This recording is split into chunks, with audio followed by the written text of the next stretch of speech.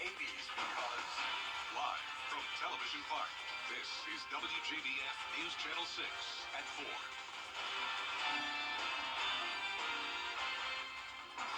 Hi, and welcome to Channel 6 4. We're going to start off by talking about these temperatures because notice we are in the 80s right at the moment, but poof, they're going to go away starting tomorrow as we have ourselves a pretty big cool down. We're going to talk about that and much more, but first let's get you caught up with the latest news. We'll send it to Jenny and Brad, guys. Right now on News Channel 6 at 4, Masters Week preps at Augusta Regional Airport, how they're getting set for the surge. Plus, North Augusta City leaders discussing whether to extend the current contract with Riverside Village.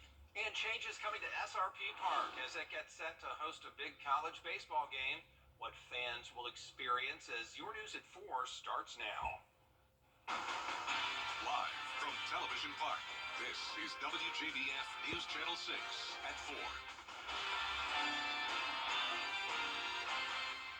Good afternoon, everybody. I'm Brad Means. And I'm Jenny Montgomery. Thank you so much for joining us. Coverage you can count on begins with preparations for Masters Week well underway. That includes Augusta Regional Airport, where they are getting set for all the people who will be coming and going that week. News Channel 6's Hannah Latier has more. Workers at the airport are getting ready for what they say might be the biggest turnout at the Masters since the start of the pandemic. It's the busiest week of the year at the airport. It's also bringing back third-party services to help with air traffic control and ground safety. If you're trying to fly out of the airport during that week, they recommend you give yourself at least 3 extra hours of time. This is really the full-blown Masters post-COVID, so we are really looking forward to getting back into the real Masters traffic that we see. So in years past, we kind of had to alter to a smaller number of people, so we're excited to get the numbers back up. Airport staff has been building on their experience from previous years and believe they are ready for a safe and smooth 2023 Masters Tournament. In Augusta, Hannah Latier, WJBF News Channel 6. Happening now, Augusta commissioners are meeting to discuss. Lawmakers still trying to work on a budget, and some are pushing for more money for law enforcement training in that plan. They say part of the budget needs to cover mental health and crisis intervention. What we're doing in Georgia, and Governor Kemp, he's working hard to make sure that our officers are trained the way they need to be trained. Body cams, so many different things that we have in place to try to make sure our officers are being held accountable. State lawmakers also addressing the recent violence at a law enforcement training center in Atlanta. They say officers need to be trained on how to handle protests. A Baldwin State Prison inmate escaped on Monday. The inmate, William Knight, was on work detail in South Baldwin County when he escaped and took off in a vehicle. According to the Georgia Department of Corrections, he had been incarcerated on involuntary manslaughter charges and was set to be released in June of 2025. Knight crossed over into Washington County on Monday, where he abandoned the car and took off on foot. Washington County Sheriff's Office and other agencies continue to search for Knight. And we're hoping that we can get some citizen tip that they see someone fitting this description of this gentleman, and as soon as we get a good lead, then we'll saturate that area with our personnel, and we'll try to hopefully be able to apprehend him short after. So basically what I'm saying is we're depending on the public's help. Knight is in his late 20s, around 5'11", and weighs about 156 pounds. If you have any information on his whereabouts, call 911. It is time now for a first check of the fourth. Coming up in just a few minutes. Jenny, Brad. I look forward to it, Tim. Thank you. Well, tonight, SRP Park's going to host the College Showcase Baseball game, as they call it. University of Georgia taking on Georgia Southern. And this year, you will see something new at SRP Park. We told you about this cashless system they're doing over there. Only credit cards, debit cards, and digital payments. No cash. It's something that many stadiums across the country are doing now. We think it's just going to speed up the service, speed up our lines, make things a lot easier. We have a small venue with get a full house like tonight. The lines can get long, so we're just doing anything we can to speed up our service. There are tickets still available for standing room only for tonight's game, where gates open at 5, first pitch at 6:35 p.m. Tonight's game will be played in Riverside Village. That's the same development that was a big focus of a meeting last night among city leaders. Nikita Dennis has more on their efforts to grow the area even more. In 2017, North Augusta leaders agreed to a 5-year master development agreement for Riverside Village. That set out all of the requirements of what the developer needs to do in Riverside Village as far as developing everything from the hotel, the parking decks, the stadium. Well, when that came due, the 5th year came due last year, we were not actually pleased that everything that we want to be done had not been done yet. With the agreement expiring in 2022, Mayor Britton Williams says that they want to extend the agreement to continue with growth and developments. During a second hearing at Monday's City Council meeting, a motion was made to extend the agreement 1 more year. I mean, it is our live, work, and play community. And, with SRP Park now, the Green Jackets are now affiliated with Atlanta Braves. They are last year was the #1 largest attendance of any minor league baseball team. We continue, we're putting in a new boat dock on the amphitheater. Some residents spoke in front of council members disagreeing with the motion. My concern is for the total population of North Augusta who pays taxes and is supporting the Riverside Village complex. Why did you raise the village rate if you were not concerned about cash flow? Mayor Williams says they will move forward with their plans. Citizens could have come forward and spoken, and this was our second reading. So now that's been approved, we have renewed it for another year. That is official. Happening tonight, parents in Aiken County can learn the final zoning decision for a new school coming to the district. It's for Highland Springs Middle School off Sudlow Lake Road. Right now, there are 4 zoning options for students, and tonight board members are going to make the final decision. The meeting starts at 6 p.m. at the board office on Brookhaven Drive, and then Highland Springs is set to open this summer.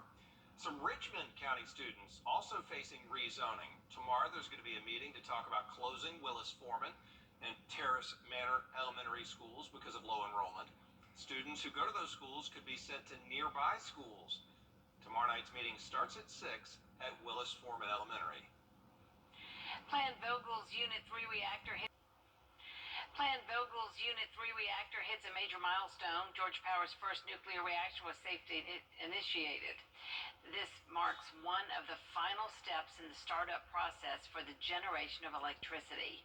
Once fully operating, Units 3 and 4 will be clean energy sources that produce zero air pollution.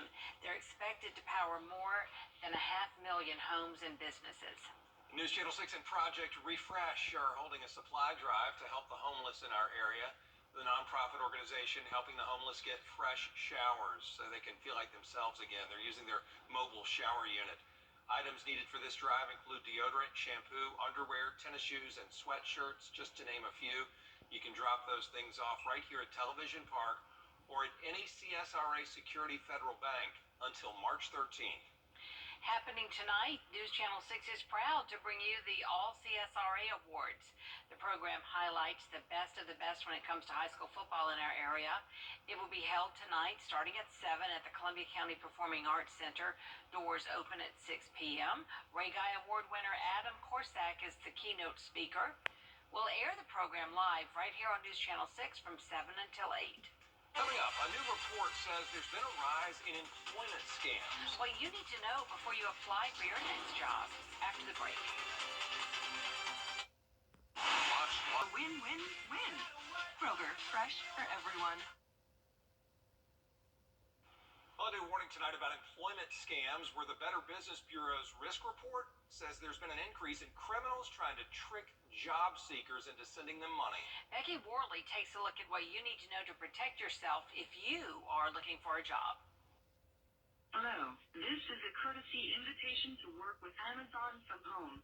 Experts saying this is not a real request. make up to $400 in a day. But one in an arsenal of more sophisticated methods that scammers are using to steal thousands of dollars from job seekers.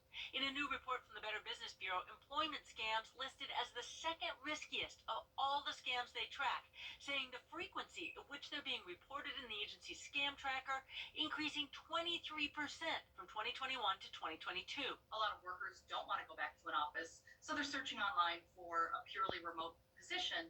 Unfortunately, scammers know this, so they're setting up fake websites and they're luring people in with that. They said they liked my resume and my application and they wanted to move the process along. For Callie Heim from West Palm Beach, Florida, she says she applied for a tech position through the job site LinkedIn. But the people who posted the job were suspected scammers, not affiliated with the actual tech company or LinkedIn. They offered her the job and sent her this check to purchase her own office equipment. But then they asked a lot of questions. I gave them my bank account information, so my routing number, my account number, my checking account, I checked off that in checking, and then I gave them the front and back of my driver's license. For Callie, her boyfriend raised concerns, and then she hit the pause button. I didn't lose any money, but it doesn't make it any less awful. If a company's asking you to pay for something during the interview process, that is a huge red flag. But for Miranda Owens of Kansas City, I felt like my trust had been completely shattered. My trust in all of these online platforms. the person that offered her a job sent her a check, then saying they made a mistake and she needed to return the money. The original check bounced, and Miranda was out nearly $5,000. I just started bawling. Coming up, it is South Carolina Severe Weather and Flood Safety Week, and we're going to take a look at some advice that will be very helpful to you. Plus, Chief Meteorologist Tim Miller is tracking your Viper 6 forecast. We'll be right back. I'm attorney. More rain on Sunday, and then notice next week we're going to keep it dry but cooler. And right now, St. Patty's Day looks to be better with temperatures around 70.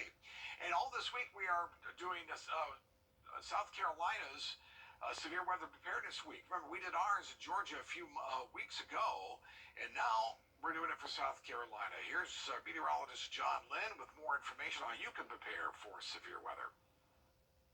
If there is a chance that severe weather is in your forecast, the most important thing is staying prepared. Here are some tips on how you and your family can be ready when severe weather moves in. First things first, make sure you have an emergency kit, also an emergency plan for everybody in your family. Also be sure to stay informed, know where and when these thunderstorms or severe weather could strike, and also make sure you have a way to get warnings. Now, we need to prepare that emergency weather kit. Also, make sure you include more of the following: batteries, food, pet supplies, extra cash, a gas can, phone charger, which is very important, the extra house and car keys, medications, and other medical items, certainly very important, as well as sanitation items, a first aid kit, personal documents, as well as water. Here's how to stay informed before and during severe weather. Make sure you have a NOAA weather radio.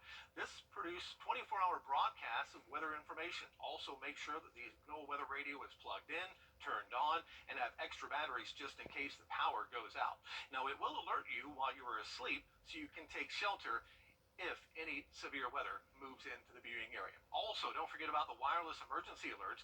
This is a nationwide text emergency alert system which will send an automated text to your mobile device when significant weather threatens. Also, more ways to receive those warnings. We do have some areas in the CSRA that have weather sirens that act as an outdoor warning system. Also, look for watches and warnings that are posted from the Live Viper 6 weather team on air as well as on the web. And one of the most important tools to have is the Live Viper 6 weather app. You can scan the code now. Coming up, an optimistic eBay seller looking to sell a unique item at a high price. How much this giant bran flake is going for when News Channel 6 at 4 continues. Do you feel 6 Skyview Network, powered by Terry Lambert Hyundai. Low prices, big selection, and committed to quality customer service. Well, somebody on eBay hoping to sell a giant bran flake for almost $200,000. It's framed and reportedly still crispy. You know how small bran flakes are. I mean, they're like less than an inch, maybe a third of an inch by a third of an inch. They're tiny, and you see how much larger that is than that. And the person says they found it while they were pouring out some cereal. Who would ever want to purchase that? Who would spend $200,000 on a big old bran flake? I don't know, but I mean, don't understand. The bidding continues to go up. I think this is in England, maybe, but it's a thing. Google it. It's a thing. Okay. Well, not my thing. Not mine. There's more coverage you can count on. Coming up next on News Channel 6 at 4:30. A giant Fruit Loop. I can see. That's another story. An air travel scare to tell you about. Feds investigating a growing number of mid-air incidents, from near misses to aborted takeoffs to these fights that you see. What they're doing about it next.